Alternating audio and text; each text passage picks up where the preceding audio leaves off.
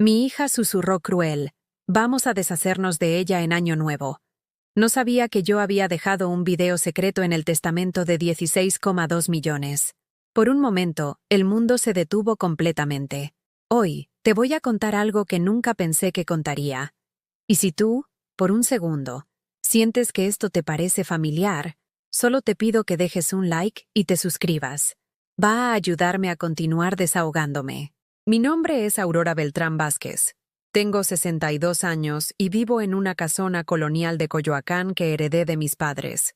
Cada mañana, desde hace 40 años, me levanto a las 5 de la mañana para preparar café de olla, tamales oaxaqueños y pan dulce del que aprendí a hacer en el mercado de San Juan. Mis manos conocen de memoria cada rincón de esta cocina. El comal de barro que trajimos de Oaxaca, la olla de Talavera donde hiervo el café con canela, el metate donde muelo el chile para la salsa que tanto les gusta a mis hijos. La casa huele siempre a masa de maíz, a chocolate caliente y a las flores de cempasúchil que cultivo en el patio central. Las paredes están cubiertas de fotografías familiares. Mis hijos Valeria y Sergio cuando eran pequeños, corriendo entre los arcos de cantera rosa. Mi difunto esposo Rodolfo en nuestro viaje a Xochimilco. Los primeros pasos de mis nietos sobre estos mismos pisos de Talavera que han visto crecer a 3 generaciones de Beltranes. Cada objeto en esta casa cuenta una historia de sacrificio. El comedor de caoba que compré vendiendo mis aretes de oro cuando Valeria entró a la universidad. El televisor que pagué a crédito para que Sergio pudiera ver las caricaturas. Incluso la lavadora que estrené hace 15 años cuando finalmente pude dejar de lavar a mano la ropa de toda la familia en el lavadero del patio. Esa noche del 31 de diciembre, la casa estaba más iluminada que de costumbre. Había colgado papel picado desde la sala hasta el comedor, y las luces navideñas que guardé todo el año brillaban como pequeñas estrellas entre las bugambilias del corredor. En la cocina, 3 ollas enormes borboteaban con pozole rojo. Los buñuelos se doraban en aceite caliente, y el ponche navideño desprendía ese aroma dulce de guayaba, tejocotes y piloncillo que siempre llenaba la casa en estas fechas. Valeria había llegado temprano con su esposo Ignacio y mis 2 nietos, Diego de 14 años y Sofía de 11. Sergio vino después con su novia Patricia y una botella de vino tinto que, supe después, yo había pagado sin saberlo con la tarjeta de crédito que él usaba para emergencias. Los invitados llenaban la sala, vecinos de toda la vida, compadres de mi difunto esposo, amigas del mercado que me conocían desde que era una muchacha recién casada. Pero esa noche, por primera vez en décadas, me sentía como una extraña en mi propia casa, como si fuera una empleada trabajando en una fiesta que no era suya. Durante toda la velada, serví platos, llené vasos, recogí trastes, sonreí a cada invitado que me felicitaba por la comida. Mis pies se hinchaban dentro de los zapatos negros que uso para las ocasiones especiales, esos que compré hace 5 años en una zapatería del centro y que todavía conservo porque están buenos para rato. La espalda me dolía de tanto cargar charolas, pero seguía moviéndome entre la cocina y el comedor con la agilidad que desarrollé después de años de atender a una familia grande. Cerca de las 11 de la noche, cuando ya había servido el último plato de buñuelos espolvoreados con azúcar y canela, decidí llevar una charola con vasos sucios a la cocina. La música de mariachi sonaba desde la sala, mezclándose con las risas y conversaciones de los invitados que brindaban por el año que estaba por llegar. Caminaba por el pasillo que conecta el comedor con la cocina, cuando escuché voces familiares que venían del patio trasero. La puerta estaba entreabierta, y a través de la rendija pude ver las siluetas de Valeria y su esposo Ignacio, alejados del bullicio de la fiesta, hablando en voz baja junto a la fuente donde mi esposo solía sentarse a leer el periódico. Lo que escuché me detuvo en seco. Este es el último año nuevo con ella en esta casa, susurró Valeria con una frialdad que nunca había escuchado en su voz. Sus palabras cortaron el aire nocturno como cristales rotos. Después de enero la metemos en la residencia de San Ángel. Ya está muy mayor, se confunde con todo, y francamente, ya no puede cuidar una casa tan grande. Mi corazón se detuvo. La charola comenzó a temblar en mis manos. Tienes razón, amor, respondió Ignacio con esa sonrisa calculadora que siempre ocultaba detrás de sus palabras amables. Además, así podemos vender la casa rápido. Este barrio se está revalorizando mucho. Con lo que saquemos, más lo que tiene ahorrado, vamos a poder comprar el departamento en Polanco que vimos la semana pasada. Y lo mejor de todo, agregó Valeria bajando aún más la voz, es que ella no se da cuenta de cuánto dinero tiene realmente. Cree que solo son los ahorros del banco, pero no sabe que papá dejó propiedades en Guadalajara y esas inversiones en España que nunca mencionó. El mundo se detuvo completamente a mi alrededor. Las voces de la fiesta se volvieron un eco lejano. El olor del ponche navideño se transformó en náusea. Mis propios hijos, la familia por la que había sacrificado toda mi vida, estaban planeando deshacerse de mí como si fuera un mueble viejo que estorba en la casa. Me apoyé contra la pared de cantera fría, sintiendo cómo las piernas me temblaban. El corazón me latía tan fuerte que pensé que se me iba a salir del pecho. Un calor sofocante me subió por la garganta, mezclado con la sal de las lágrimas que luchaban por salir, pero que me tragué a la fuerza. Durante 40 años, me había levantado antes del amanecer para que ellos desayunaran caliente. Había cosido sus uniformes escolares en la madrugada, después de trabajar todo el día. Vendí mis pulseras de oro para pagar la carrera de Valeria. Hipotequé esta misma casa para que Sergio pudiera abrir su taller mecánico que quebró a los 6 meses. Y ahora, escondidos en el patio de la casa que construí con mi trabajo y mis sacrificios, planeaban encerrarme en un asilo para apoderarse de todo lo que había construido durante una vida entera de trabajo honrado. La charola resbaló de mis manos temblorosas, pero logré atraparla antes de que cayera al suelo. El tintineo de los vasos me devolvió a la realidad. Respiré profundo. Me sequé los ojos con el delantal bordado que uso en las fiestas y fingí que no había escuchado nada. Pero algo había cambiado para siempre dentro de mí. Esa noche, mientras todos brindaban por el nuevo año, yo comencé a planear algo que ellos nunca imaginarían que una mujer mayor y confundida como yo podría concebir. Regresé al comedor fingiendo una sonrisa que me dolía en los músculos de la cara. Los invitados seguían riendo, brindando con el ponche que había preparado desde la mañana, pero yo me movía como autómata entre ellos. Cada paso era un esfuerzo consciente para no derrumbarme ahí mismo, frente a todos, como una vasija de barro que se quiebra al primer golpe. Valeria me pidió con esa dulzura falsa que había perfeccionado desde niña: «Mamá, ¿puedes servir más ponche a los invitados? Se está acabando». Su voz sonaba cariñosa, pero ahora yo sabía que detrás de esa sonrisa estaban calculando cuántos días faltaban para encerrarme en una residencia y quedarse con todo lo que había construido. Ignacio me miró desde su silla, con ese desprecio que siempre disimulaba delante de otros, y agregó en voz alta para que todos escucharan: «Aurora, ya deberías ir pensando en tu retiro. Te ves muy cansada últimamente, y mantener una casa tan grande ya no es para tu edad». Las risas incómodas de algunos invitados me perforaron los oídos como agujas. Doña Carmen, mi vecina de toda la vida, desvió la mirada hacia su plato. Don Roberto tosió y cambió de tema rápidamente. Pero yo sentí cada una de esas miradas de lástima como puñaladas pequeñas y constantes. Esa humillación pública fue más repugnante que cualquier insulto a solas. Me ardían los ojos, pero sonreí más amplio aún, porque después de tantos años había aprendido que mostrar dolor delante de la familia solo les daba más poder para lastimarte. En la mesa, mis nietos me miraban confundidos. Diego frunció el ceño cuando escuchó a su papá hablar así de mí.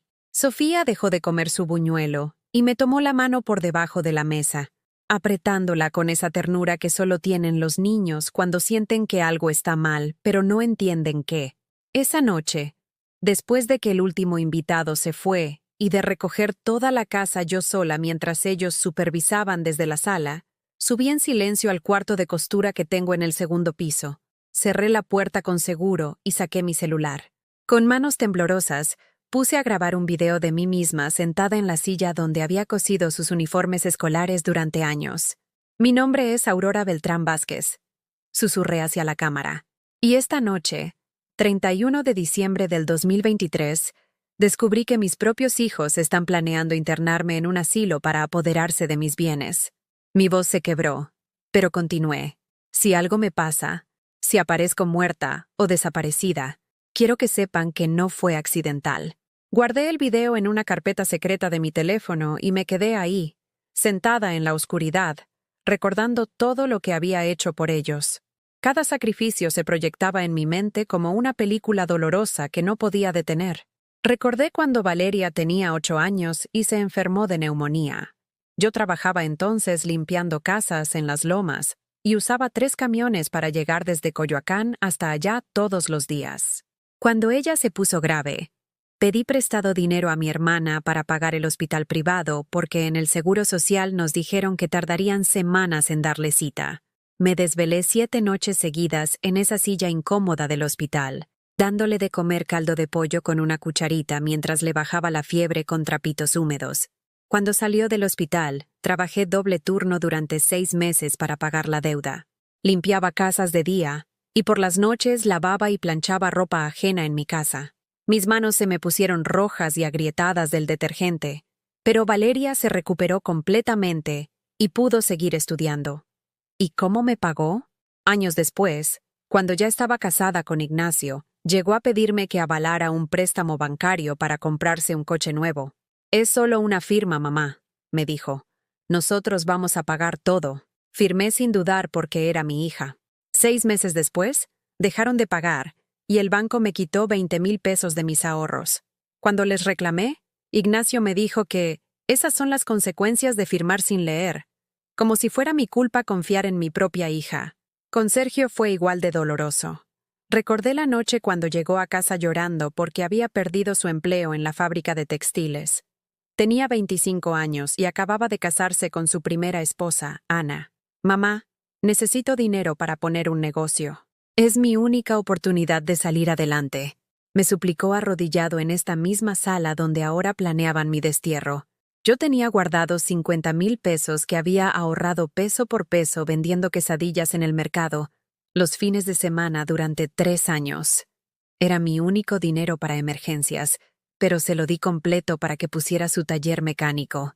«Te prometo que te voy a pagar con intereses, mamá. En 1 año vas a ver cómo nos va bien». El taller quebró a los 8 meses. Sergio perdió todo el dinero en mala administración y en una sociedad que resultó ser fraude. Cuando le pregunté por mi dinero, me dijo: «Mamá, entiende que era una inversión. Las inversiones a veces se pierden. Como si mis 3 años de madrugadas vendiendo comida fueran solo una apuesta en el casino. Pero lo que más me dolió no fue el dinero. Fue descubrir, limpiando su cuarto una vez que se fue de viaje, que había empeñado el anillo de compromiso que su papá me había dado. Lo encontré en una boleta de la casa de empeño. Anillo de oro blanco con diamante, 3,500 pesos. Mi anillo de bodas, el símbolo de 30 años de matrimonio feliz, había sido cambiado por dinero para sus gastos personales. Cuando lo confronté, me dijo: «Pensé que ya no lo usabas, mamá. Además, estaba guardado en una caja. Era mejor aprovecharlo». Se lo había llevado del joyero mientras yo estaba en el mercado, como un ladrón común. Nunca pude recuperarlo porque para cuando me di cuenta, ya habían pasado los días para rescatarlo. Rodolfo, mi esposo, murió hace 5 años de un infarto fulminante. Esa mañana desayunamos juntos café con pan dulce, como todos los días durante 30 años de matrimonio. Él se fue a trabajar a la carpintería y nunca regresó. Los vecinos me avisaron que se había desplomado cortando una tabla de encino para un mueble que estaba haciendo. En el funeral, mis hijos lloraron y me abrazaron, prometiéndome que nunca me iba a faltar nada. «Nosotros te vamos a cuidar, mamá», me juraba Valeria. «Esta siempre va a ser tu casa», me aseguraba Sergio. Yo les creí porque eran mis hijos, porque pensé que el dolor compartido nos había unido más. Pero desde el primer día comenzaron los comentarios. «Mamá, esta casa es muy grande para ti sola. Sería mejor que te fueras a un lugar más pequeño. Los gastos de mantenimiento son muy altos. A tu edad, ya no deberías preocuparte por pagar predial, luz, gas». Lo que no sabían era que Rodolfo me había enseñado mucho sobre dinero durante nuestros últimos años.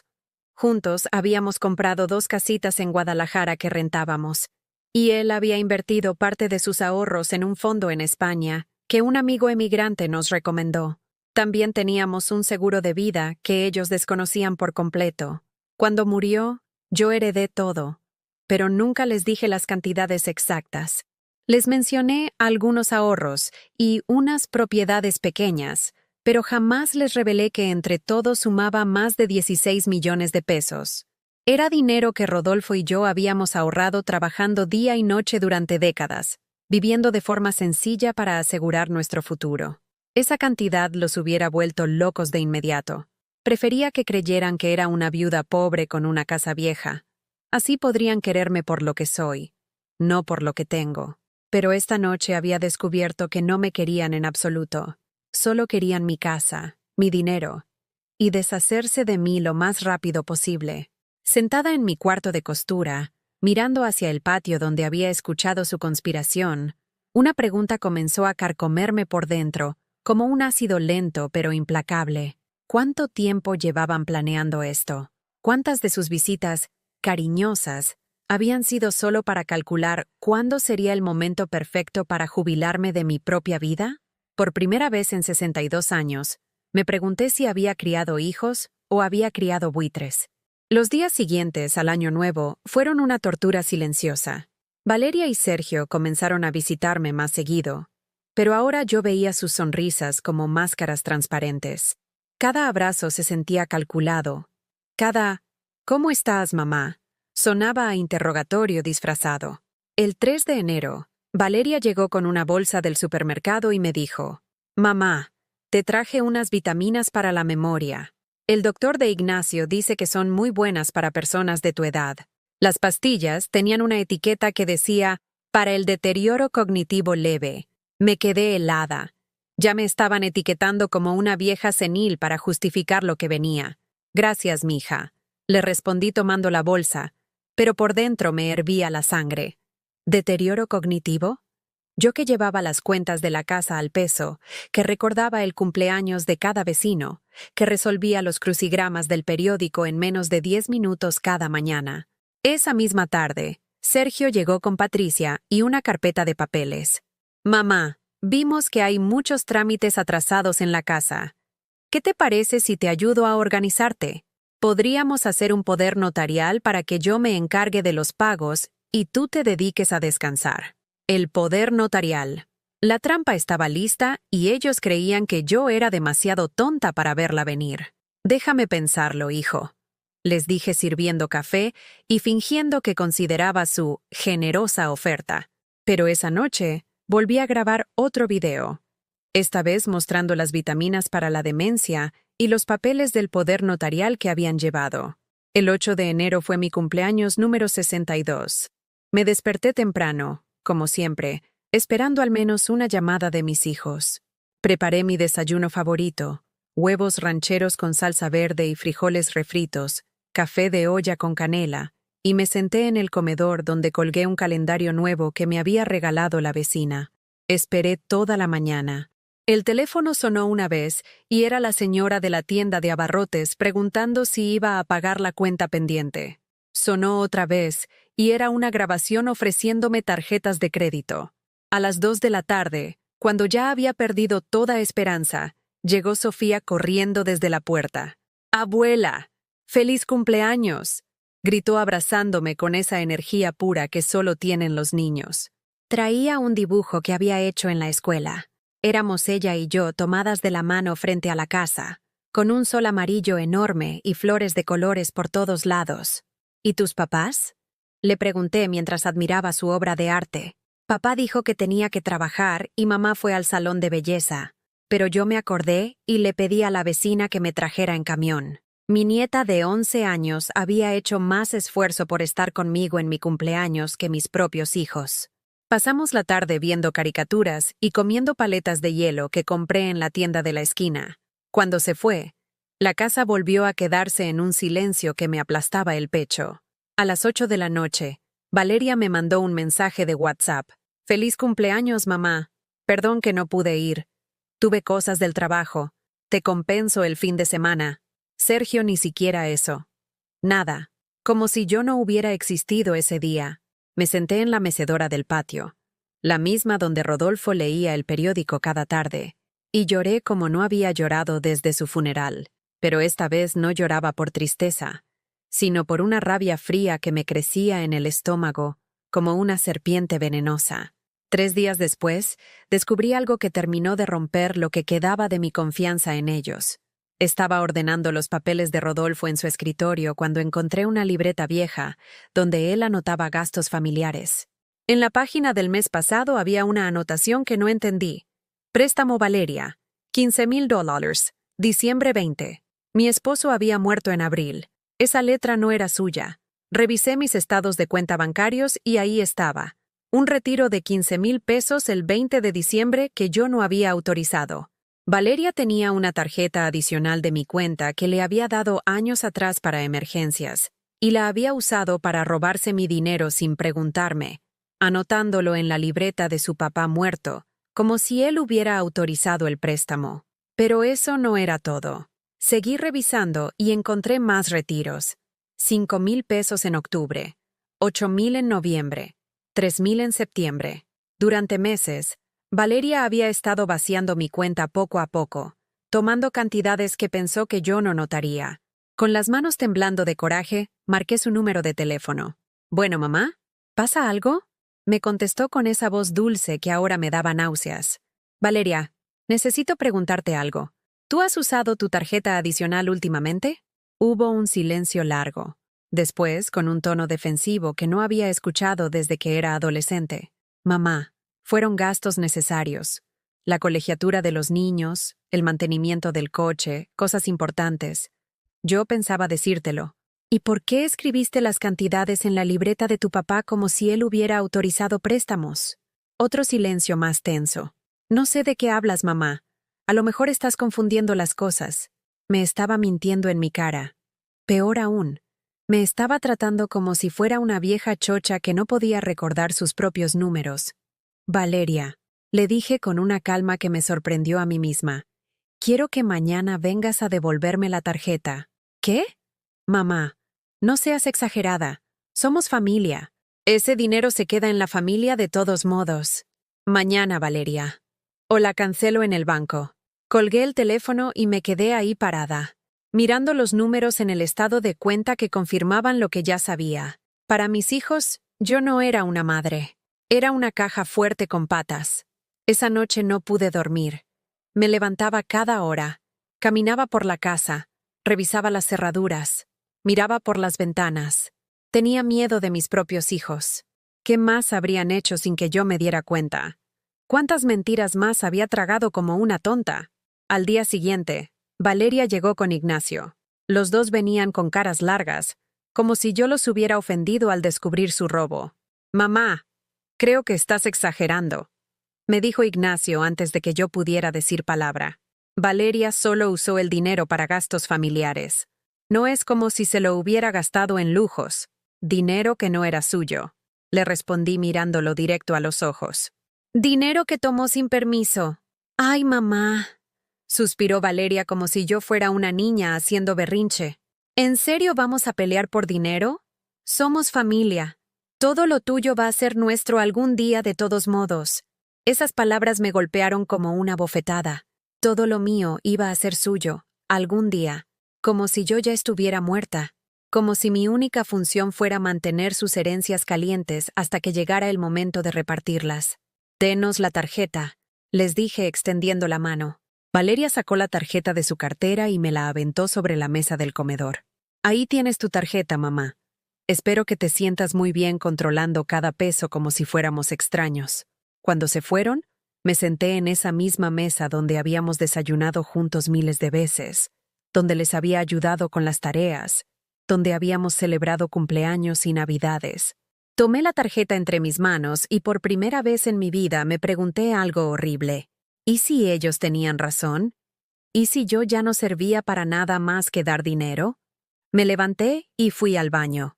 Me miré en el espejo y vi a una mujer de 62 años con el pelo canoso recogido en un chongo, arrugas alrededor de los ojos, manos manchadas por el trabajo de toda una vida. Pero también vi algo más. Una mujer que había trabajado 40 años, que había criado 2 hijos, que había mantenido una casa, que tenía más de 16 millones de pesos ahorrados con su inteligencia y trabajo.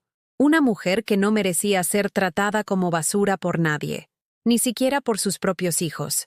Esa tarde, por primera vez en décadas, no preparé comida para nadie más que para mí. Hice una quesadilla sencilla. Me serví un vaso de agua fresca de Jamaica y comí en silencio mientras planeaba algo que jamás pensé que tendría que hacer: protegerme de mi propia familia. Al día siguiente de cancelar la tarjeta de Valeria, mi teléfono no paró de sonar. Primero fue ella, después Sergio, luego Ignacio, después Patricia. Todos con el mismo mensaje: que yo estaba exagerando, que era una tontería pelear por dinero, que ellos solo querían ayudarme. Pero había algo diferente en sus voces. Por primera vez desde que comenzó esta pesadilla, yo escuchaba miedo. Miedo de que su caja fuerte humana se estuviera saliendo de control. Sergio fue el primero en llegar a la casa esa tarde. Llegó sin avisar, como siempre hacía cuando quería algo urgente. Lo vi desde la ventana del cuarto de costura, bajándose de su camioneta, con esa prisa que tienen los hombres, cuando sienten que están perdiendo el control de una situación. «Mamá, ¿qué está pasando contigo?», me preguntó antes de que yo pudiera cerrar bien la puerta. «Valeria me contó que le quitaste la tarjeta como si fuera una ladrona. ¿Desde cuándo desconfías así de nosotros?». Me quedé parada en la entrada, mirándolo a los ojos. Este hombre de 35 años, alto y fuerte como su papá, pero sin la nobleza que Rodolfo siempre tuvo en la mirada. Sergio tenía algo duro en los ojos, algo que me recordaba más a su abuelo paterno, el que nunca me quiso porque pensaba que yo no era suficiente para su hijo, desde que descubrí que me ha estado robando dinero durante meses. Le respondí sin moverme de la puerta. «¿Robando?». Se rió con una carcajada seca que me heló la sangre. «Mamá, Valeria es tu hija. Todo lo que tienes va a ser de nosotros cuando... bueno, algún día. ¿Qué diferencia hace si lo usa ahora o después?». Ahí estaba otra vez. Esa forma de hablar de mí como si ya estuviera muerta. Como si mi vida presente no tuviera ningún valor más que mantener calientes sus herencias futuras. «La diferencia», le dije con una calma que no sabía que tenía, «es que todavía estoy viva. Y mientras esté viva, mi dinero es mío». Su cara cambió completamente. Se le endureció la mandíbula y se le entrecerró los ojos, como cuando era niño y no conseguía lo que quería. «Mamá, creo que te estás comportando de una manera muy egoísta. Nosotros somos tu familia. Después de todo lo que hemos hecho por ti, todo lo que han hecho por mí». La pregunta me salió con más fuerza de la que había planeado. «Sergio, dime una cosa que hayas hecho por mí en los últimos 5 años que no haya sido para beneficio tuyo». Se quedó callado. Vi cómo sus ojos se movían de un lado a otro, buscando una respuesta que sabía que no tenía. «Nosotros, siempre estamos aquí para ti, mamá». «¿Cuándo? ¿Cuándo han estado aquí? ¿En mi cumpleaños que se les olvidó? ¿Cuando me enfermé de gripe el mes pasado y estuve 3 días sin poder levantarme de la cama? ¿Cuando se descompuso la lavadora y tuve que pagar al plomero yo sola?». Cada pregunta era como una bofetada, y yo lo veía encogerse con cada una. Pero en lugar de mostrar arrepentimiento, su cara se llenó de resentimiento. «Mira, mamá, no sé qué te pasa últimamente, pero estás cambiando mucho. Antes no eras así de amargada». Amargada. Esa palabra me dolió más que cualquier insulto directo. Durante 62 años me había tragado mi amargura. Había sonreído cuando quería llorar. Había dado cuando no tenía. Había perdonado cuando debería haber puesto límites. Y ahora que finalmente empezaba a defenderme, era amargada. «Antes no sabía que ustedes planeaban encerrarme en un asilo para robarse todo lo que he trabajado», le dije mirándolo directo a los ojos. Se puso pálido. «¿De qué hablas? ¿Quién te dijo eso?». «Nadie me dijo nada, Sergio. Los escuché. A ti y a Valeria. La noche de Año Nuevo, en el patio». El pánico en su cara me confirmó que todo era cierto. Se pasó las manos por el cabello, una costumbre que tenía desde niño cuando lo cachaban haciendo travesuras. «Mamá, nosotros no... estábamos hablando de posibilidades futuras. No es que queramos deshacernos de ti ahora. ¿Posibilidades futuras? Mi voz salió como un susurro frío. Sergio, ustedes dijeron que era el último año nuevo conmigo en mi propia casa. Pero no era en serio, mamá. Era solo una conversación. ¿Una conversación sobre vender mi casa y repartirse mi dinero mientras yo esté encerrada en una residencia? ¿Esa clase de conversación? Se quedó callado otra vez. Después, con una voz que sonaba más como la de un niño regañado que como la de un hombre adulto, murmuró: Nosotros pensábamos que estarías mejor cuidada, que serías más feliz. ¿Más feliz? Me reí, pero no era una risa alegre. Era la risa amarga de alguien que finalmente entiende una broma cruel. Sergio, ¿tú crees que yo sería más feliz encerrada en un lugar extraño, rodeada de desconocidos, mientras ustedes viven en mi casa y se gastan mi dinero? No es así, mamá. Tú lo estás viendo todo mal. En ese momento escuché la puerta del jardín abrirse. Era Valeria con Ignacio y los niños. Habían venido en grupo, como una pequeña armada lista para la batalla. «Hola, mamá», me dijo Valeria con esa sonrisa forzada que había perfeccionado para las ocasiones difíciles. «¿Podemos pasar? Necesitamos hablar». Los dejé entrar y nos sentamos en la sala como si fuéramos a tener una reunión familiar normal. Pero la tensión era tan espesa que se podía cortar con cuchillo. Los niños se sentaron en el sofá, mirando de un adulto a otro, sintiendo que algo estaba mal, pero sin entender qué. «Mamá», comenzó Valeria con esa voz que usan los padres para explicar cosas complicadas a los niños pequeños. «Creo que hay un malentendido. Sergio me contó que piensas que nosotros queremos hacerte daño. No pienso que quieran hacerme daño», le respondí con calma. «Sé que quieren deshacerse de mí». Ignacio se movió incómodo en su silla. «Aurora, creo que estás malinterpretando las cosas. Nosotros solo nos preocupamos por tu bienestar». «¿Mi bienestar?», los miré uno por uno. «¿Es por mi bienestar que Valeria ha estado sacando dinero de mi cuenta sin preguntarme?» Los niños voltearon a ver a su mamá con sorpresa. Diego frunció el ceño, y Sofía abrió la boca como si fuera a preguntar algo, pero Valeria la calló con una mirada. «Eso fue un malentendido, mamá», dijo Valeria, pero su voz sonaba menos segura que antes. «Yo pensé que estaba bien usar la tarjeta para gastos familiares. ¿Sin preguntarme? No quería molestarte con esas cosas pequeñas. Di, 31,000 pesos no son una cosa pequeña, Valeria». El silencio que siguió fue tan pesado que hasta los niños dejaron de moverse. Ignacio carraspeó y se inclinó hacia adelante, como si fuera a revelar un secreto importante. «Mira, Aurora, la verdad es que todos estamos preocupados por ti. Has estado muy diferente últimamente, más olvidadiza, más difícil». ¿Difícil? Sí. Antes eras más comprensiva con las necesidades de la familia, más generosa, más maternal. Maternal. Esa palabra me pegó como un puñetazo en el estómago. Para ellos, ser maternal significaba dejarme robar, dejarme humillar, dejarme ignorar en mi propio cumpleaños, y sonreír mientras planeaban encerrarme para quedarse con todo lo que había trabajado. «Tal vez», les dije levantándome de mi silla, «no soy menos maternal. Tal vez ustedes son menos dignos de mi maternidad». La frase cayó sobre ellos como una bomba. Valeria se puso pálida. Sergio apretó los puños. Ignacio me miró como si acabara de blasfemar en una iglesia. «Mamá, ¿cómo puedes decir eso?», murmuró Valeria con lágrimas en los ojos que no supe si eran reales o actuadas.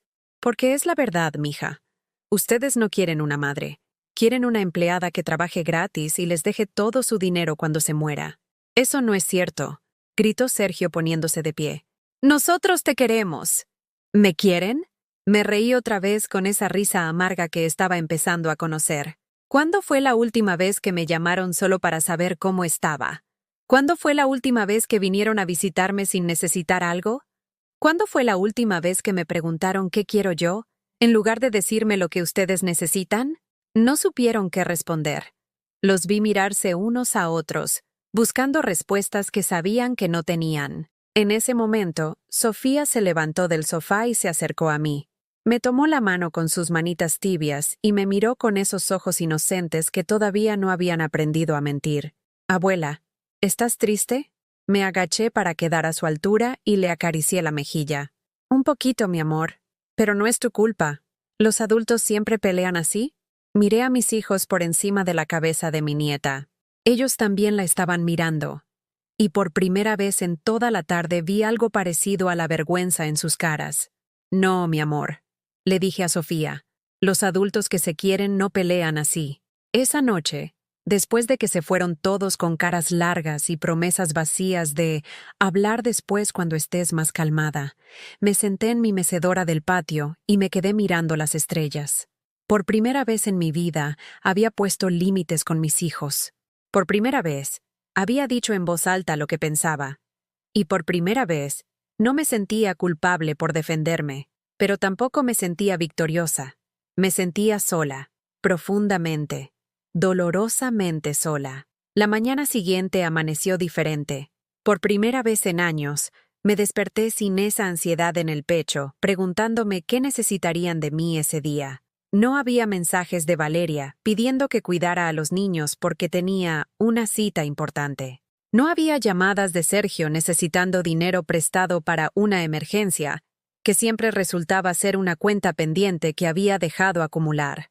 El silencio de mi teléfono, que antes me hubiera preocupado, ahora se sentía como una bendición. Me levanté despacio, sin prisa, y fui a la cocina a preparar café solo para mí. Una taza pequeña, no la cafetera entera que siempre hacía pensando que alguien más vendría a desayunar. Calenté una tortilla en el comal. Me serví frijoles refritos que había hecho el día anterior, y me senté en la mesa del comedor a comer en paz. Mientras desayunaba, tomé una decisión que jamás pensé que tomaría. Iba a ir al banco a hacer cambios en mis cuentas. El Banco Nacional estaba a 6 cuadras de mi casa, en la avenida principal de Coyoacán. Era un edificio pequeño donde conocía a la mayoría de los empleados, porque llevaba años haciendo mis movimientos ahí. Doña Leticia, la gerente, me saludó con la sonrisa cálida de siempre. «Buenos días, señora Aurora. ¿En qué la podemos ayudar hoy?» «Buenos días, Leticia. Necesito cancelar unas tarjetas adicionales y hacer algunos cambios en mis cuentas». Me sentaron en una oficina privada con aire acondicionado, donde el ruido de la calle quedaba amortiguado por las ventanas gruesas. Leticia revisó mis cuentas en su computadora, mientras yo le explicaba que quería cancelar todas las tarjetas adicionales que había dado a mis hijos durante los años.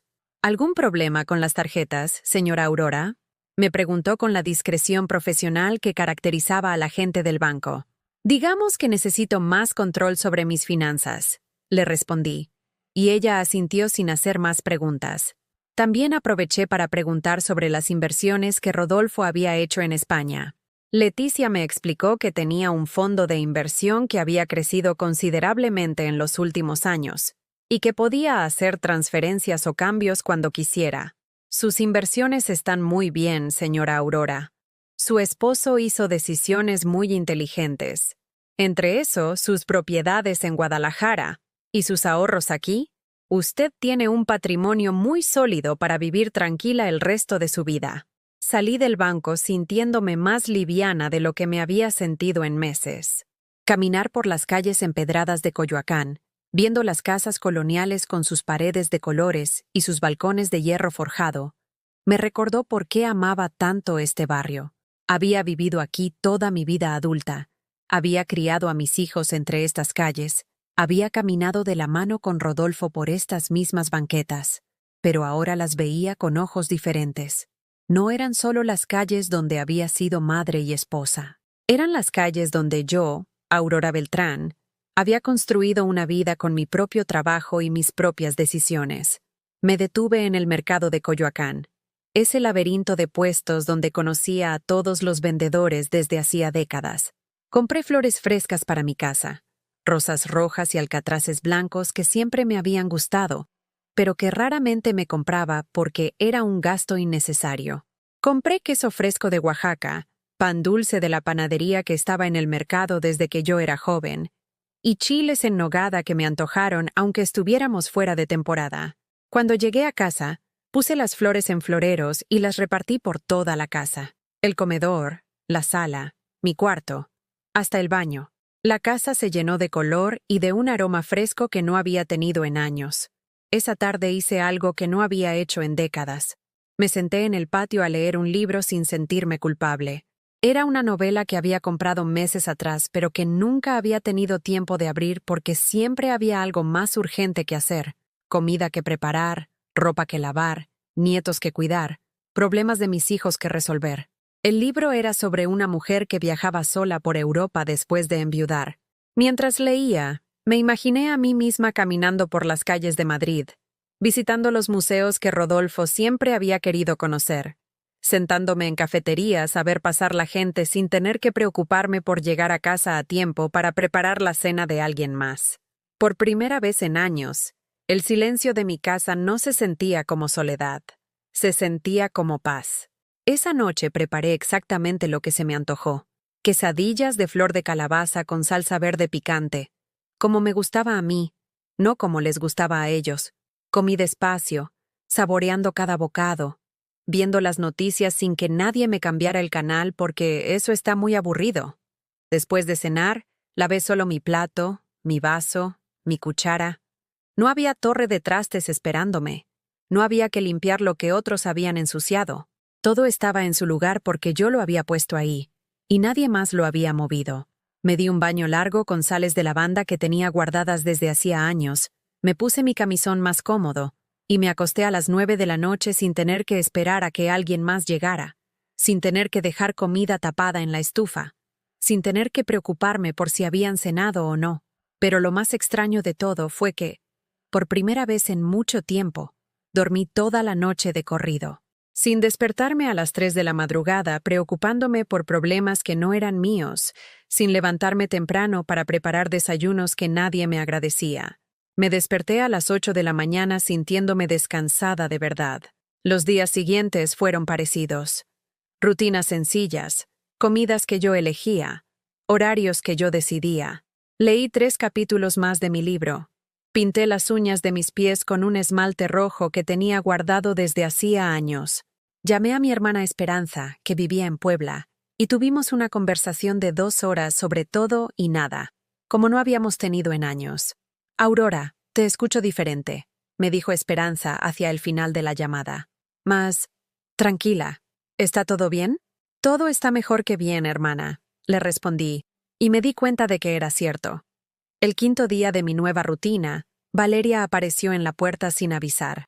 La vi llegar desde la ventana del cuarto de costura, caminando por el sendero de mi jardín con esa prisa nerviosa que tenía cuando las cosas no salían como ella quería.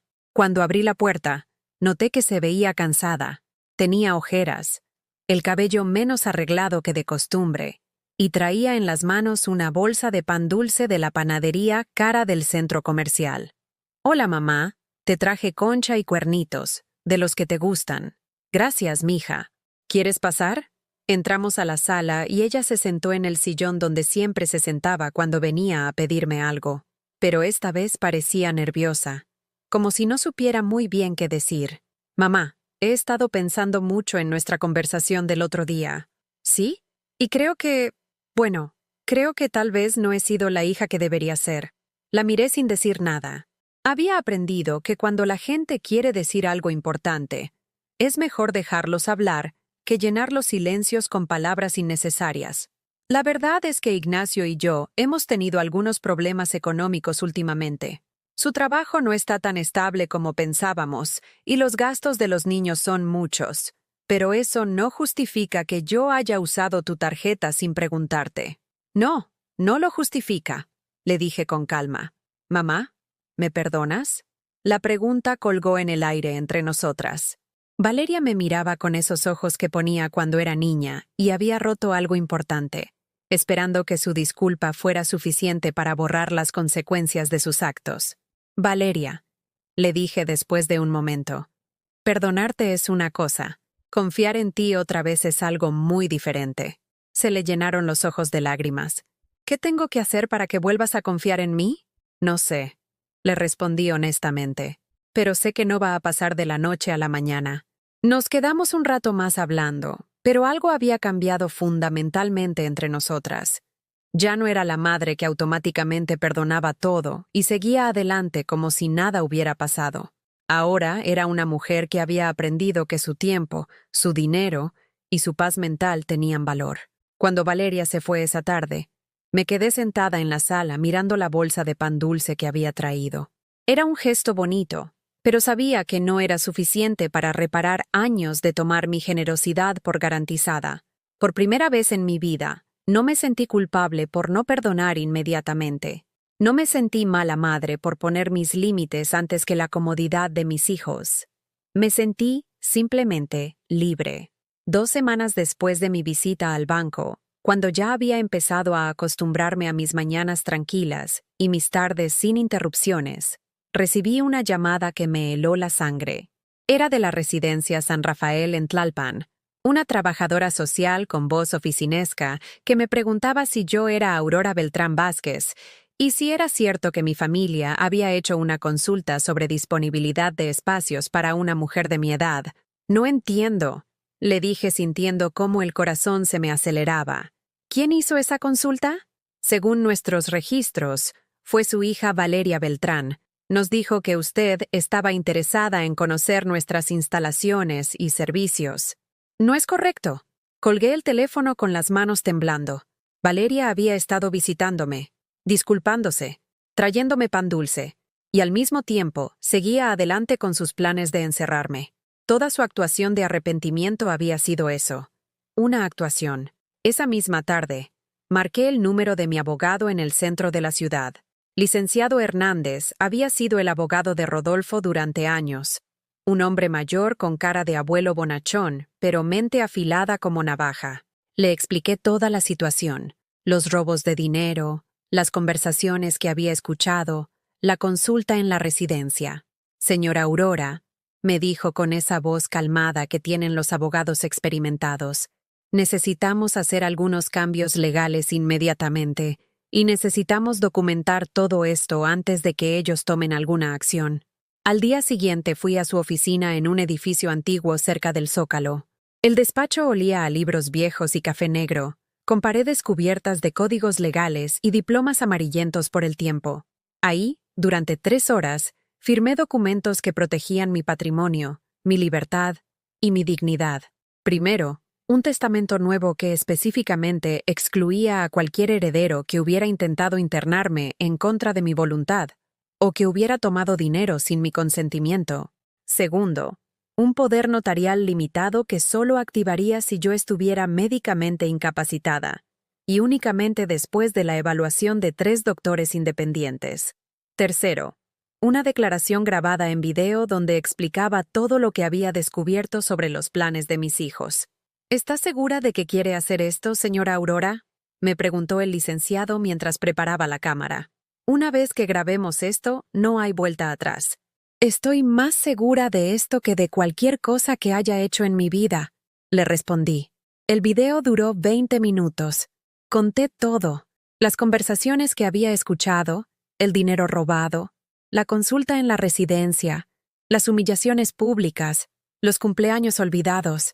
También mostré los documentos bancarios que comprobaban los retiros no autorizados y las fechas exactas de cada robo. Pero lo más importante del video no fueron las acusaciones. Fue la parte donde expliqué que tenía más dinero del que ellos sabían, mucho más, y que había decidido dividir mi herencia de una manera muy específica. La mitad para mis nietos cuando cumplieran 25 años, depositada en un fideicomiso que ningún padre podría tocar. Un cuarto para fundaciones que ayudaran a mujeres mayores víctimas de abuso familiar. Y el último cuarto, ese se lo dejaría a mis hijos solo si demostraban durante los próximos 5 años que podían tratarme con respeto y dignidad. Si ven este video, dije mirando directo a la cámara, significa que han ido demasiado lejos. Significa que intentaron internarme, o peor. Y significa que han perdido para siempre la oportunidad de heredar lo que Rodolfo y yo construimos con tanto sacrificio. El licenciado guardó una copia del video en su caja fuerte, otra en un banco en Guadalajara, y una tercera con un notario en España que manejaba mis inversiones internacionales. Si algo le pasa a usted, señora Aurora, este video se enviará automáticamente a sus hijos, a las autoridades locales y a los medios de comunicación, me explicó. Es su seguro de vida. Regresé a casa esa tarde sintiéndome como una mujer completamente diferente. Ya no era la víctima indefensa que sus hijos creían que podían manipular. Era una mujer de 62 años con más dinero que ellos, más inteligencia de la que le daban crédito, y más poder legal del que jamás imaginarían. Pero sabía que el momento de la verdad estaba cerca, y llegó 3 días después. Era un sábado por la mañana cuando vi llegar a toda la familia junta. Valeria con Ignacio y los niños, Sergio con Patricia, hasta la madre de Ignacio que casi nunca venía a la casa. Venían cargando folders, papeles y lo que parecía ser información impresa de Internet. Los recibí en la puerta con una calma que me sorprendió a mí misma. «Buenos días. ¿A qué debo esta visita tan numerosa?» «Mamá», comenzó Valeria con esa voz dulce que ya no me engañaba. «Necesitamos hablar contigo sobre tu futuro. Hemos estado investigando y encontramos un lugar hermoso donde vas a estar mucho mejor cuidada». Entraron a la sala como una comisión oficial. Ignacio extendió folletos coloridos sobre la mesa del centro. Residencia San Rafael. Cuidado de excelencia para adultos mayores. Las fotos mostraban jardines perfectos, habitaciones limpias, gente mayor sonriendo mientras jugaba lotería.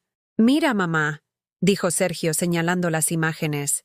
«Tienen actividades, enfermeras las 24 horas, comida balanceada. Vas a hacer amigos de tu edad. Y lo mejor», agregó Ignacio, «es que nosotros podemos encargarnos de todos los trámites legales y financieros para que tú no te preocupes por nada». Los miré a todos sentados en mi sala, en los muebles que yo había comprado, planeando mi vida como si fuera una transacción comercial. Los niños estaban callados, incómodos, mirando de un adulto a otro sin entender completamente lo que estaba pasando. «¿Ya apartaron cuarto?», les pregunté con tranquilidad. «Bueno», ya titubeó Valeria. «Hicimos una consulta, pero solo para estar preparados». «¿Y ya decidieron qué van a hacer con mi casa?». Hubo un silencio incómodo. Patricia tosió. La madre de Ignacio se acomodó en su silla. Sergio se pasó la mano por el cabello. «Mamá, esos son detalles que podemos discutir después», dijo finalmente Ignacio. «Lo importante ahora es que entiendas que esto es lo mejor para ti». Me levanté de mi silla y fui al mueble donde guardaba algunos papeles importantes. Saqué el folder que había preparado esa mañana. Copias de los estados de cuenta mostrando los robos de Valeria, copias de mis inversiones reales y una carta del licenciado Hernández confirmando que yo estaba en plenas facultades mentales. «Antes de que sigamos hablando», les dije regresando a mi lugar, «quiero que vean esto». Les pasé los papeles uno por uno. Vi cómo sus caras cambiaban mientras leían. Primero confusión, después sorpresa, finalmente pánico. «Mamá», murmuró Valeria viendo el estado de cuenta que mostraba exactamente cuánto dinero había tomado. «Esto no es lo que parece». «¿No es lo que parece?». Sonreí, pero no era una sonrisa amable. «Valeria, está documentado cada peso que tomaste sin permiso, cada fecha, cada cantidad». Sergio miraba los papeles de las inversiones con los ojos muy abiertos. «Mamá, ¿tú tienes todo esto? ¿Por qué nunca nos dijiste?». «Porque era mi dinero, Sergio, no el suyo». «Pero nosotros somos tu familia», protestó Ignacio, aunque su voz sonaba menos segura que antes. «¿Mi familia?». Me puse de pie otra vez y los miré uno por uno. Mi familia no planearía encerrarme en un asilo para robar mi herencia. Mi familia no tomaría mi dinero sin preguntarme. Mi familia no me olvidaría en mi cumpleaños. «Mamá, tú lo estás viendo todo mal», insistió Valeria, pero había lágrimas en sus ojos. «Nosotros te queremos». «Si me quieren», les dije con una voz más firme de lo que me había escuchado en años. «Van a demostrarme ese amor respetándome. Van a dejar de tratarme como una vieja estorbosa que no sabe lo que hace». «No es eso», gritó Sergio poniéndose de pie. «Es que te estás comportando muy raro. Antes no eras así». «Tienes razón», le respondí mirándolo directo a los ojos. «Antes era una tonta que se dejaba usar. Ahora soy una mujer que se respeta a sí misma». El silencio que siguió fue tan pesado que se podía cortar con cuchillo.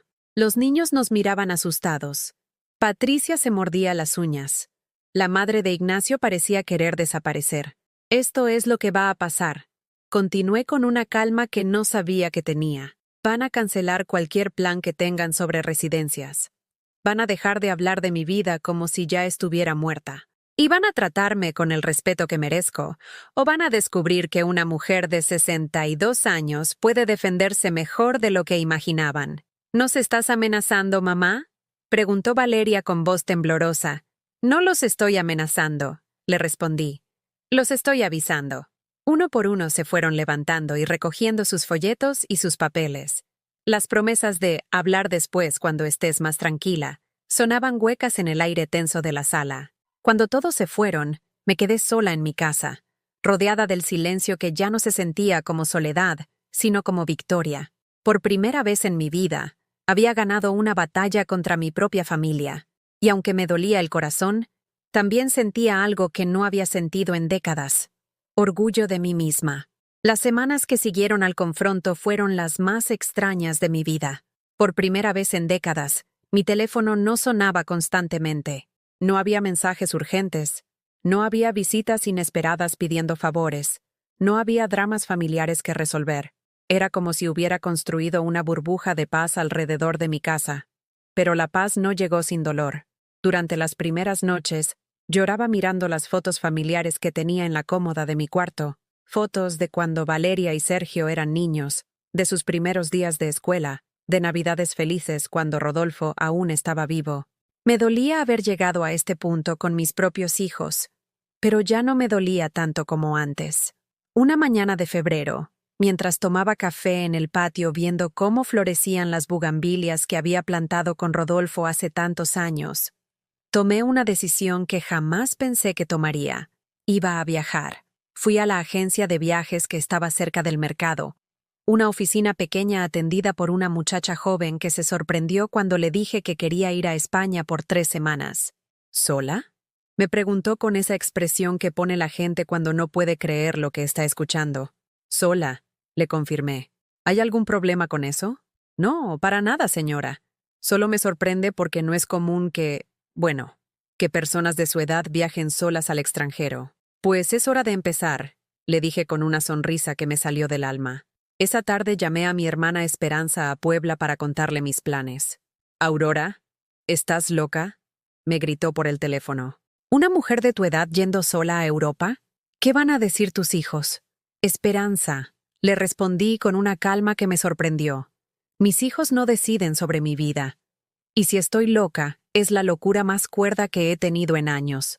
Los preparativos del viaje me llenaron de una energía que no había sentido desde que era joven. Fui a comprar ropa nueva por primera vez en años. No ropa práctica para trabajar en casa, sino ropa bonita para una mujer que iba a caminar por Madrid y Sevilla. Me compré zapatos cómodos pero elegantes, blusas de colores que me gustaban, un abrigo ligero para el clima español. En la maleta guardé el libro que había estado leyendo, una libreta nueva para escribir mis experiencias, y las direcciones de las oficinas donde estaban mis inversiones. Era hora de ver con mis propios ojos lo que Rodolfo y yo habíamos construido juntos. El día antes del viaje, Sofía apareció en mi puerta. La vi llegar desde la ventana, caminando sola por la calle con esa determinación que tienen los niños cuando han decidido hacer algo importante. Abuela, me dijo cuando abrí la puerta, vine a despedirme. Mamá me contó que te vas de viaje. ¿Y qué opinas de eso, mi amor? Se quedó pensando un momento, con esa seriedad que a veces tienen los niños cuando están procesando cosas de adultos. Creo que está bien. Papá dice que estás siendo egoísta, pero yo creo que los adultos también tienen derecho a hacer cosas divertidas. La abracé fuerte, inhalando ese olor a champú de manzana y lápices de colores que siempre tenían mis nietos. ¿Me vas a extrañar?, le pregunté. Sí, pero también me da gusto que vayas. Desde que peleaste con mamá y papá, te veo más contenta.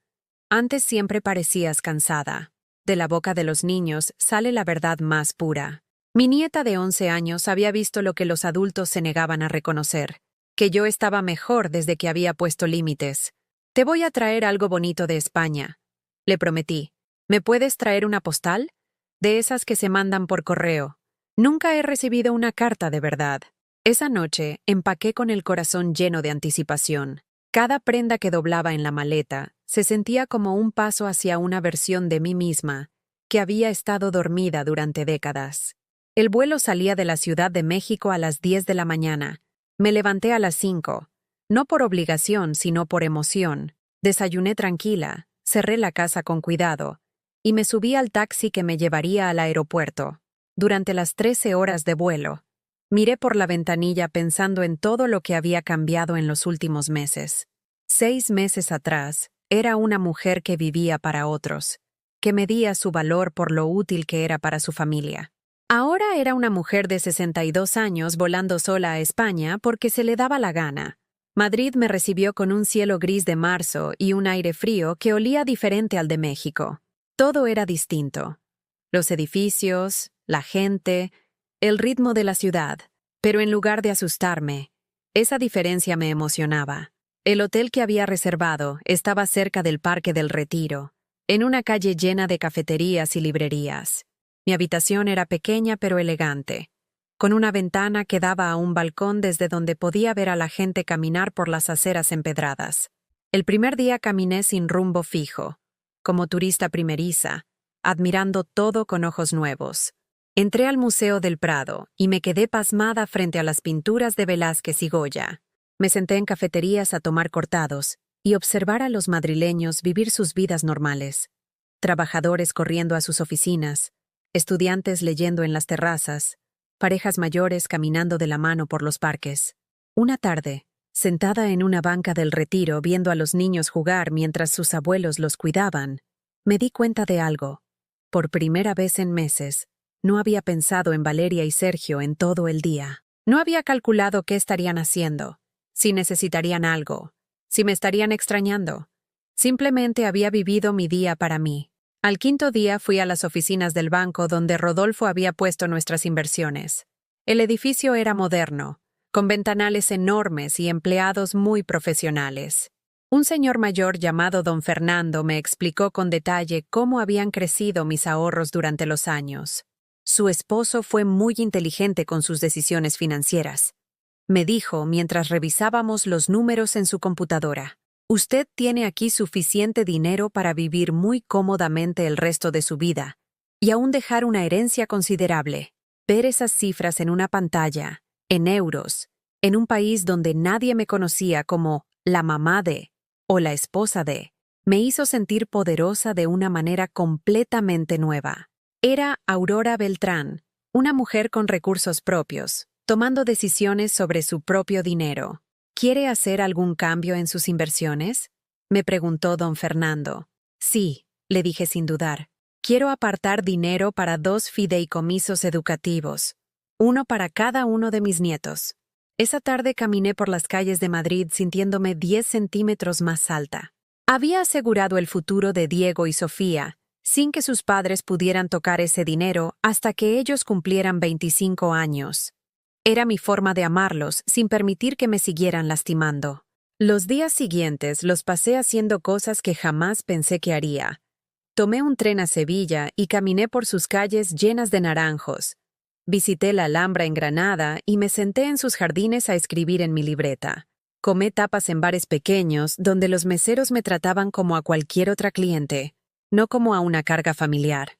En Sevilla, durante una tarde especialmente hermosa, entré a una papelería y compré la postal más bonita que encontré, una imagen de la catedral con sus torres doradas brillando bajo el sol andaluz.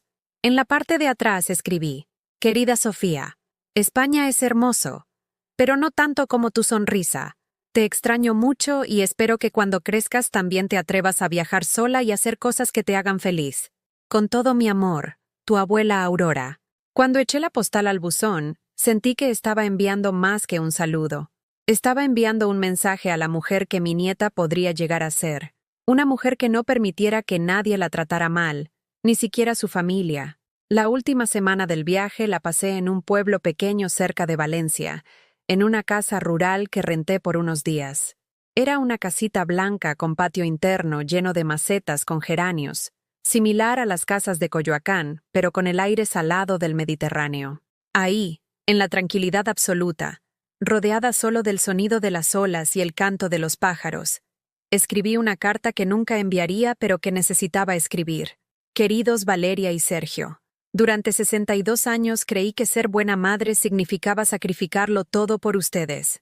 Creí que demostrar amor era decir sí a todo, perdonar todo, dar todo sin esperar nada a cambio. Me equivoqué. El amor verdadero incluye límites, respeto mutuo y dignidad. Espero que algún día entiendan que proteger mi bienestar no es egoísmo, es supervivencia. Y espero que cuando sean mayores, sus hijos los traten mejor de como ustedes me han tratado a mí. Esa noche, sola en mi casita española, me dormí con una paz que no había sentido en años. No era la paz del cansancio o la resignación, era la paz de alguien que finalmente había encontrado su propio valor. Regresé de España un martes de abril, cuando las jacarandas de Coyoacán estaban en plena floración y llenaban las calles de alfombras moradas. El taxi me dejó en la puerta de mi casa, y por primera vez en mi vida, al entrar a mi hogar, no sentí el peso de las obligaciones esperándome. La casa olía a cerrado, pero era un olor limpio, sin el drama y la tensión que habían llenado estos espacios durante tantos años. Desempaqué despacio, colocando mis recuerdos de España en diferentes rincones de la casa. Una pequeña figura de cerámica de la Giralda en la repisa de la sala, un chal de seda que compré en Madrid colgado en mi armario, libros de arte español en la mesa del comedor. Cada objeto era evidencia de que Aurora Beltrán había existido durante 3 semanas sin ser madre, sin ser viuda, sin ser cuidadora. Solo había sido mujer. Esa primera noche de regreso, preparé una cena sencilla y me senté en el patio a comer mientras el sol se ponía detrás de las copas de los árboles. El silencio ya no me asustaba. Era mi silencio. Elegido, protegido, valorado. Mi teléfono tenía varios mensajes acumulados, pero no los revisé hasta el día siguiente. La mayoría eran de mi hermana Esperanza, preguntando si había llegado bien, algunos de números desconocidos ofreciendo productos que no necesitaba, y 3 de Valeria. Los mensajes de mi hija habían llegado con una semana de diferencia entre cada uno. El primero, enviado a los 5 días de mi partida. Mamá, espero que estés bien. Los niños preguntan por ti. El segundo, mamá, ¿podrías llamarme cuando veas este mensaje? El tercero, enviado apenas el día anterior. Mamá, necesitamos hablar cuando regreses. No respondí ninguno inmediatamente. Durante tantos años había corrido a resolver cada necesidad de mis hijos en el momento exacto que ellos lo requerían. Ahora podían esperar hasta que yo decidiera que era el momento adecuado. 2 días después, Valeria apareció en mi puerta. Pero esta vez era diferente. No traía folders, ni papeles, ni folletos de residencias. Traía solo a Sofía de la mano, y ambas llevaban ramos de flores, rosas rojas y margaritas blancas. «Hola, mamá», me dijo con una voz más pequeña de la que le había escuchado en años. «¿Podemos pasar?» Las dejé entrar, y Sofía corrió hacia mí para abrazarme con esa energía pura que siempre tenía. «Abuela, recibí tu postal, está pegada en la pared de mi cuarto. Mamá dice que viajaste muy lejos». «Sí, mi amor, y fue hermoso». Valeria se quedó parada en la entrada de la sala, mirando los cambios que había hecho en la decoración con mis recuerdos de España. Sus ojos se detuvieron en una foto que había puesto en la repisa. Yo sonriendo frente a la Alhambra, con el cabello suelto y una expresión de felicidad genuina que no había tenido en años. «Te ves diferente en esa foto», murmuró. «Me siento diferente», le respondí. Nos sentamos en la sala con la misma distribución de siempre, pero el ambiente era completamente distinto. Ya no había tensión, no había ángel silencioso, no había expectativas no cumplidas llenando el aire entre nosotras. Había simplemente 2 mujeres adultas, madre e hija, intentando encontrar una nueva forma de relacionarse. «Mamá», comenzó Valeria después de un momento, «estos meses han sido difíciles para todos nosotros». «¿En qué sentido?», le pregunté sin malicia, con genuina curiosidad. «Ignacio perdió su trabajo la semana pasada. La empresa donde trabajaba cerró su sucursal en México. Y, bueno, nos dimos cuenta de que habíamos estado dependiendo mucho de tu ayuda. Más de lo que pensábamos». Esperé a que continuara, sin ofrecerme automáticamente a resolver su problema como habría hecho antes. «Pero no vengo a pedirte dinero», agregó rápidamente. «Vengo a pedirte perdón. De verdad, mamá. No solo por lo del dinero de la tarjeta, sino por todo. ¿Por todo qué, Valeria? Por tratarte como si fueras invisible. Por dar por sentado que siempre ibas a estar ahí para resolver nuestros problemas. Por no valorar todo lo que has hecho por nosotros durante años. Su voz se quebró un poco. Por planear encerrarte en esa residencia como si fueras un estorbo. Miré a mi hija. Realmente la miré. Por primera vez en mucho tiempo. Tenía 34 años, pero en ese momento se veía más joven, más vulnerable. Se veía como la niña que había sido cuando se enfermó de neumonía, y yo me desvelé cuidándola. Valeria, le dije con cuidado.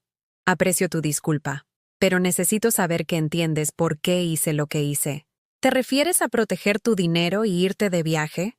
Me refiero a proteger mi dignidad y vivir mi vida. Asintió lentamente. Creo que nunca te vimos como una persona completa, solo como mamá. Como si no tuvieras derecho a querer cosas para ti misma. Era la conversación más honesta que habíamos tenido en años, tal vez en décadas. Sofía, le dije a mi nieta que había estado escuchando en silencio, ¿puedes ir al jardín a ver si las flores que planté antes de irme ya brotaron? Cuando estuvimos solas, miré a Valeria a los ojos. Quiero que sepas algo importante. He cambiado mi testamento. Se puso pálida, pero no protestó. La mitad de lo que tengo va para Diego y Sofía cuando cumplan 25 años, en un fideicomiso que tú y Sergio no pueden tocar. Un cuarto va para caridades que ayudan a mujeres mayores. Y el último cuarto... Sí, ese cuarto se lo dejo a ustedes solos y durante los próximos 5 años demuestran que pueden tratarme como la persona que soy, no como la empleada que los cuida. Valeria no dijo nada durante un largo momento. Después, con una voz muy pequeña, preguntó, ¿y si no lo logramos? ¿Si seguimos siendo los hijos terribles que hemos sido? Entonces ese dinero también irá a caridad. Y ustedes tendrán que vivir con las consecuencias de sus decisiones, como adultos que son. Es justo, murmuró. Más que justo, Valeria. Yo no quiero castigarlos. Quiero respeto. Quiero que me llamen porque quieren saber cómo estoy, no porque necesitan algo. Quiero que mis cumpleaños importen. Quiero que mi opinión tenga valor en las decisiones familiares. ¿Crees que podemos empezar de nuevo? Podemos intentarlo, pero va a ser diferente. Yo soy diferente. Sofía regresó corriendo del jardín con tierra en las manos y una sonrisa enorme. Abuela, las flores ya están saliendo. Son amarillas y naranjas como pequeños soles. ¿Quieres ayudarme a cuidarlas? Le pregunté. Sí. ¿Puedo venir los sábados a ayudarte con el jardín? Miré a Valeria, que asintió con una sonrisa genuina.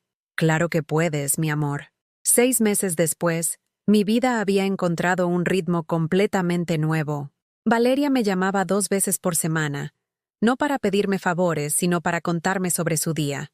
Había encontrado trabajo como secretaria en una escuela, y, aunque ganaba menos que antes, parecía más tranquila. Sergio tardó más en acercarse, pero eventualmente llegó una tarde sin avisar, solo para preguntarme si necesitaba que arreglara una llave del baño que goteaba. Los cumpleaños volvieron a ser importantes. El mío, el de ellos, el de los nietos.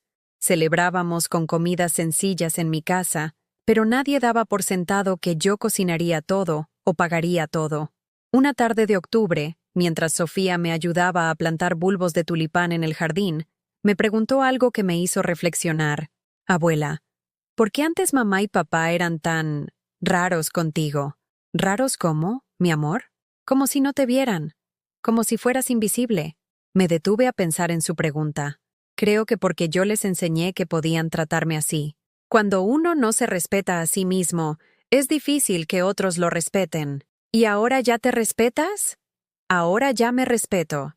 Me gusta más esta abuela, me dijo con esa honestidad brutal que tienen los niños.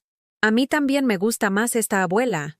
Esa noche, sentada en mi patio con una taza de té de manzanilla, mirando las estrellas que brillaban sobre Coyoacán, pensé en todo el camino recorrido.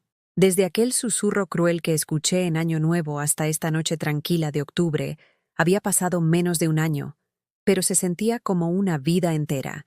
El video secreto seguía guardado en las cajas fuertes del licenciado Hernández, como un seguro que esperaba nunca tener que usar. Mis hijos no sabían de su existencia, y tal vez nunca lo sabrían. Era mi red de seguridad, la prueba de que Aurora Beltrán había aprendido a protegerse. Mis inversiones seguían creciendo en España. Diego había empezado a escribirme cartas contándome sobre la escuela, y Sofía venía cada sábado a ayudarme con el jardín. Pero lo más importante era que me había enseñado a mí misma algo fundamental. Nunca es demasiado tarde para empezar a valorarte. A los 62 años, había descubierto que el amor propio no es egoísmo, es supervivencia, es dignidad, es la base sobre la cual se pueden construir todas las demás relaciones. Esa madrugada, antes de irme a dormir, miré mi reflejo en el espejo del baño. Vi a una mujer con cabello canoso, arrugas alrededor de los ojos, manos manchadas por el trabajo de toda una vida. Pero también vi a una mujer que había aprendido a decir no, que había viajado sola a otro continente, que había puesto límites y los había mantenido. Vi a una mujer libre. La historia que comenzó con un susurro cruel, terminaba con una verdad suave pero poderosa. Cuando finalmente decides que mereces respeto, el mundo entero cambia a tu alrededor, incluso tu propia familia. ¿Has vivido algo parecido a lo que le pasó a Aurora? ¿Conoces a alguien que haya tenido que poner límites con su propia familia? Cuéntamelo en los comentarios. Y si esta historia te llegó al corazón, dale like y suscríbete para que este mensaje llegue a alguien más que necesite escucharlo. Porque nunca es demasiado tarde para empezar a valorarte.